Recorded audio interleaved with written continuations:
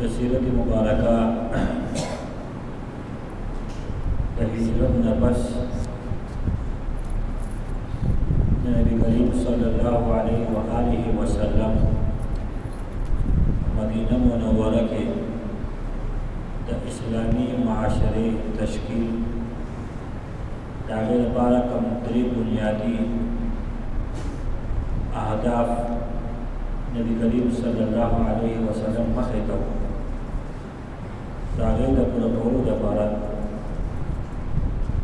नबी अलैहिस्सलातु वस्सलाम द मुसलमानों द तालीम और द तरबियत दपारा दे मरकज़ द तामीर फैसला फरमाए लो चागा द मस्जिद नबवी द तामीर को नुमानी मशहूर कम जे कि द नबी अलैहिस्सलातु वस्सलाम उखा नास तवा आगा द यतीमानानो सहल और सुहेल दाऊन मनो दासों का दाऊ आगे तो मरबत आगे तो लेकिन ये चिकन लेके बाद इसे वो हवा बंद के जेव और कजूरी बखल बारे में बचे हुए नबी अलैहिस्सलातु वस्सलाम दगा माशुमान सहल और सुहेल चिकन यतीमाना दायरा हुए और जब इसमें की मुबारक तपोज लोगों को हुजूर अकबर सल्लल्लाहु अलैहि वसल्लम ताबू की रसूलुल्लाह हम पलाज़मा कदर को उस्ताद हम को ले से कीमत मुतालबा न करो हम बेफी से बिल्लाह दर को पैगंबर अलैहि वसल्लम फरमाया हम बता दो ले कीमत दर को इमाम ज़ुहरी रहमहुल्लाह फरमाई से हुजूर अकबर सल्लल्लाहु अलैहि वसल्लम हज़रत अबू बकर सिद्दीक़ रज़ियल्लाहु अन्हु को फरमाए कि दबे इसमें की क़ीमत और दा हज़रत अबू बकर सिद्दीक़ रज़ियल्लाहु ताला अन्हु पर नसीब के दा इनाम पूरा हो कि द मस्जिद नबवी लपारा अवल नई का मजमक जागस्ते शविला दागे रकम हज़रत अबू बकर सिद्दीक़ रज़ियल्लाहु अन्हु बद रिवायत के थे लस दीनार अली कीमतों का दाखिल नबी अलैहिस्सलाम आगे के साथ मुशरिकान ज़ारा कब्रों हुजूर अकबर सल्लल्लाहु अलैहि वसल्लम आगे ना आ कब्रों ख़त्म कर द खजूर से बोंडान बकी वाक़ई की विस्तर इसमें क्या हवाला और हुजूर अकबर सल्लल्लाहु अलैहि वसल्लम द मस्जिद नबवी द तामीर ऐलान सहाबा किराम देर पर जोश और बखरोश सलाम द मस्जिद नबवी व तामीर की शरीक और दा आवाज़ों पर सहाबा किराम को द खुशाली ने लगवल हाज़ा उम्माल ला उम्माल खैबर हाज़ा अबर रब्बिना व अतहर हुजूर अकबर सल्लल्लाहु अलैहि वसल्लम का जवाब बरकाओ अल्लाहुम्मा इन्नल अज्र अज्रल आखिरा फरहमिल अंसार वल मुहाजिरा अल्लाहुम्मा ला खैर इल्ला खैरल आखिरा फंसुरिल अंसार वल मुहाजिरा जब साहब कर कदा अल्फाज कि नबी अलैहिस्सलातु वस्सलाम बाबू बोली दो कि हुजूर अकबर सल्लल्लाहु अलैहि वसल्लम को पखपल बांधे कार को गटी बेरास्ते आवाज़ कौल इन क़अदना वन नबी यअमल लिज़ाका मिन अल-अमल al-मुज़ल्लल कमुंग तीनस तो नबी अलैहिस्सलाम मेहनत कई राबता को कैसे अमल लजदा गुमराही हज़रत अली रज़ियल्लाहु अन्हु का आवाज़ को उसमें खैस्ता मंजर दे सहाबा किराम पर जोश व खरोश सरा ये वो आवाज़ न गई لکه موږ یې کې عشر دی کنه په دې عشر کې خلکو د جوش او د خروج لپاره څه لري یا په خبره کې خلکو دعا کوي نو مالو کې ورته کول نو کله کله دا ټکو په جوش کې راغله اوازونه به راوستل صحابه کرام د خوشاله اوازونه کوي یو صحابي دی حضرت عثمان بن مظعون رضی الله تعالی عنہ دا یو داسې صحابي و چې دا طبیعت چې هغه پاکه ته ډېر مایل نظیف الطبع و ویلې د صفای او سترای باندې اهتمام کو چې کله موږ کټ راوغاستې نو په کمیس باندې وای یا په جامو باندې به دور ورګیدا بس زه به ټکواله نشم حضرت علی رضی الله عنه आवाज کو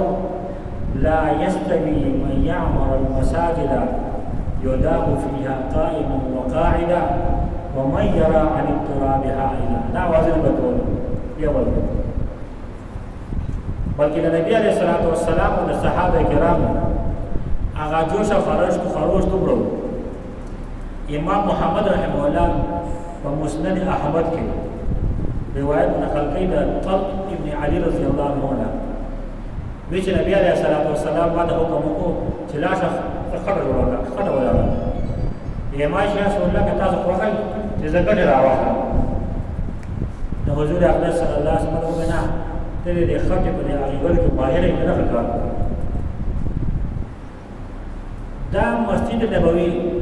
دا په سادهګۍ کې بې مثل جومات کچا خطي دیوالونه د کجورو تنې اغستنې د کجورو خاخونه او د کجورو باندې د لاګې چتو او چې کله باران وشو په بدل نه راځي بیا نبی علیه السلام چې باندې خاور خټه وتا کړه سلګدا وګدا او سلګدا بلن او ستنه جمعه د دې بنیادونه درې لاسه جوړو او د جمعه د چت دیوال چې د انساني قد آمدن چې زړی سر برابرې بس د قبله دیوال چې دا بیت المقدس په خوده شو دغه اول قبله هغه موقع کې چې کله د مسجد نبوي تعمیر کېدو نو قبله بیت المقدس او دا دویمه سپاره کې د دې تفصیل دی و د حضور اقدس صلی الله علیه وسلم خواهش دا چې زموږ قبله دی بیت الله شریف دوباره شي شپاړس یا اولس میاشتې پس دوباره خانه کعبه چې هغه قبله ګرځېدلې ده قد نرى تقلب وجهك في السماء دا خپل وجوهات چې حضور اقدس صلی الله علیه وسلم ولې دا وغوښته چې زموږ قبله دوباره خانه کعبه شي خپل حکمتونه وکړي د جمعات درې دروازې جوړې شوې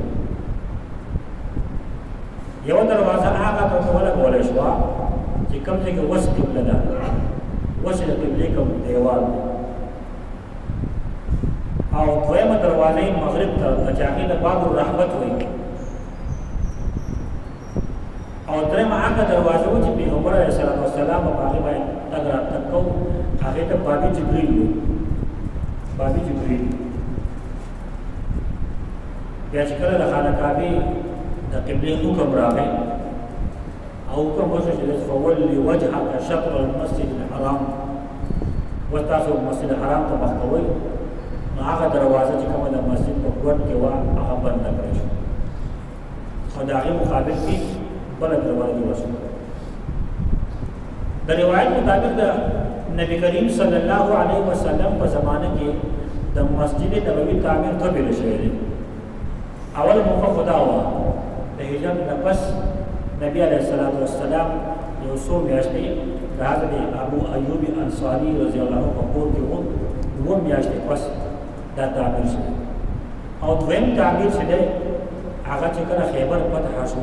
د هجرت اووم کال نو نبی علیه الصلاۃ والسلام مسجد نبوي توسيع کړی و ځکه حضرت ابو هريره رضی الله عنه راوی دی چې موږ به دا आवाज لګو لا عيش الا عيش الاخره. وای ما پیغمبر علیه الصلاۃ والسلام وې د سلور غټي راغستې په خپل باندې ما منډه کړه ما د حضور اقدس صلی الله علیه وسلم غټي راواغستې. حضور اقدس صلی الله علیه وسلم فرمایل خذ غیرها یا ابا هريره ابا هريره نور راواله فانه لا عيش الا عيش الاخره. مزي ولا اخرت تم اخرت کټي وزم غټه نو حضرت ابو هريره رضی الله عنه د هجرت په خلا نو دا روایت دا پته لګی دا مخوا چې کله قوم کال د هجرت او خیبر فتح شو نبی علیہ الصلوۃ والسلام توصیه کړو او دا ایوجه داوا چې جمعه تک شته نو دا په خوا کې وسمه کوي او صحابي انصاری صحابي او دا کله درنو حضور اکرم صلی الله علیه وسلم هغه تو فرمایل کداس مکه تملا قیمتن راکی یا داس مکه مول راکا مونږ په تعالی د دې په بدله کې د جنت محل څنګه هغه صحابي غریبو ناغه پیغمبر علیه الصلاۃ والسلام سره قیمت کولای نشو انکار کول ته جوړ حضرت عثمان غنی رضی الله تعالی عنہ خبر شو نو هغه صحابي له لس زره دینار ورکړه چې دا لوی قیمت باندې اور هغه حضور اقدس صلی الله علیه وسلم ته فرمایي و یا رسول الله تاسو چې د جنت په باطن کې کومه غوښته هغه ځمکه زمانہ قبول کړه کومه غوښته د حضرت عثمان غنی رضی الله عنه مال ته پیغمبر صلی خپل مال ویل هغه دا واقعي ان شاء الله مخبر شي. بیا د نبی علیہ الصلوۃ والسلام د جمعه تعمیر چې وشو داغه په خوا کې د حضور اقدس صلی الله علیه وسلم د ازواج مطهرات لپاره کمرې جوړې شوې. څنګه په هغه زمانه کې یو حضرت سوده رضی الله تعالی عنها د نبی صلی الله علیه وسلم نکاح جوړ او دویمه حضرت عائشه صدیقه رضی الله عنها نکاح جوړ او سکینه وشو. نو په حال وا کورونه جوړ سره وانه کورونه وجري به مونږ وایو او چې کله بیا بیا یې سوا کېدی نو هغه په خوا کې څه په سوا کېده او دغه حجري د حجرات ویل دي پتا وړي وړي کمرې د کچا خاطر جوړې او شپږ لاسه یا وو ولا سپلني لس لاس اولادانه لس لاس وګدي او د انسان د قد مطابق دغه دا کمره د دوه ځانو د بادشاہ کور دار او دروازه باندې کمبل پرده لګېدلې د شپې وبکې دیونه بلېده دا د حضور اقدس صلی الله علیه وسلم او ترتیب چې کله بیا د ازواج مطهراتو د پاره مکمل څه زمانه پس حجرې تیار شوې دا غي ترتیب علماء ذکر کړی دی. اول د حضرت ام سلمہ رضی الله عنها کمره حجره ورپسې بیا د حضرت ام حبیبه رضی الله عنها حجره بیا د حضرت زینب رضی الله عنها حجره ورپسې بیا د ام المؤمنین حضرت جویریه رضی الله عنها حجره ورپسې بیا د حضرت میمونه رضی الله عنها بیا د زینب بنت جحش رضی الله عنها کمره دا شام طرف شامی جانب ته لګي شام طرف او د حضرت عائشه صدیقه رضی الله عنها او د حضرت صفیه رضی الله تعالی عنها او د حضرت سودا رضی الله عنها چې وا د مخامخ د حقیقت د کمرې او دا د مسجد نبوي سره د متصل کمرې وي چې نبی علیه الصلاۃ والسلام وکړه اعتکاف کې ناس حضور اقدس صلی الله علیه وسلم په خپل معتکف چې کومځه دا غنه به سره هغه یوه حضور ته او ازواج مطهرات کې با یو راغله نبی علیہ الصلوۃ والسلام سب مبارک وي دومره متصل دا کړی د نبی علیہ الصلوۃ والسلام په داوت کې انصار صحابه کرام څنګه خسته داوت وو حدیث سعد بن عباده رضی الله عنه سعد بن معاذ رضی الله عنه عمار بن حزم رضی الله تعالی عنہ او حضرت ابو ایوب انصاری رضی الله عنه دا مالدار ترین صحابي تذكر دو النبي عليه السلام البيراني او سعد بن عباده رضی الله عنه خوراک سامان کله به وخو کله به سبزیو کله به مخي وړي کله به ګبینو دا به نبی کریم صلی الله علیه وسلم دا د مسلمانانو باندې مرکز خدای یوازې جمعات نه بلکې دا یو داسې اسلامي یونیورسيټي و چې د مسلمانانو تعلیم او تربیت دلته وکړي مسلمانانو تعلیمات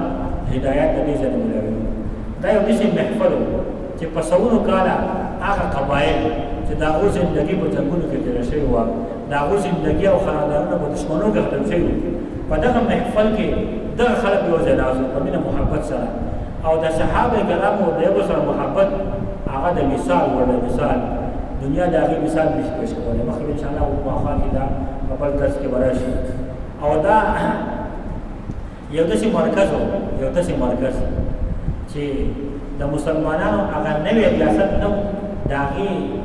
بنیاد په دې کې دا نازک ترین ریاست چې داغي بنیاد په دې کې خوده شو او د دې ځای به خطوط تل د دې ځای به دعوتي مهم کړو د دې ځای به د جهاد لپاره تیاری کوي او دا